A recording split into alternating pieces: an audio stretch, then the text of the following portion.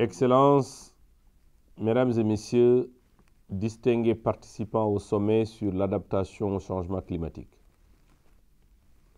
Le Sénégal se réjouit de l'organisation de ce sommet et adresse par ma voix ses sincères félicitations au Royaume des Pays-Bas, qui est le pays hôte de la présente édition.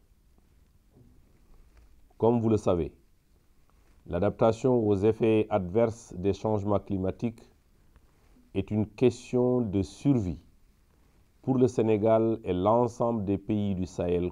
L'adaptation à ces phénomènes coûte cher et nos pays et ses populations sont très vulnérables. En effet, le Sénégal consacre une partie importante de son budget à la lutte contre l'avancée de la mer, la protection des ressources en eau, le renforcement de la sécurité alimentaire et j'en passe. Devant l'acuité des risques climatiques qui fragilisent notre économie, le Sénégal a pris l'option de faire de l'adaptation un pilier central de sa contribution déterminée au niveau national CDN.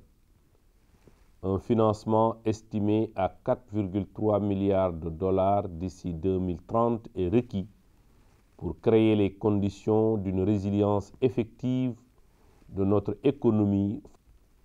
Excellences, Mesdames et Messieurs, dans le contexte de la COVID-19, la communauté internationale ne doit pas perdre de vue que l'adaptation reste une priorité pour les pays vulnérables comme le Sénégal.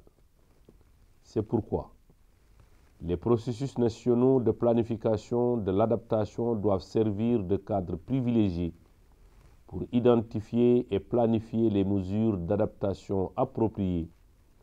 Le Sénégal s'est résolument engagé dans cette démarche pour faciliter la mise en œuvre des actions d'adaptation dans les secteurs clés de son économie, comme l'agriculture, la pêche, l'élevage, le tourisme et la lutte contre les inondations. À l'heure où les émissions de gaz à effet de serre sont à la hausse, le financement de l'adaptation doit plus que jamais suivre la même tendance. Ainsi, accroître et optimiser les ressources existantes constitue des défis pour nos pays et une obligation pour les pays en développement. Je vous remercie de votre attention.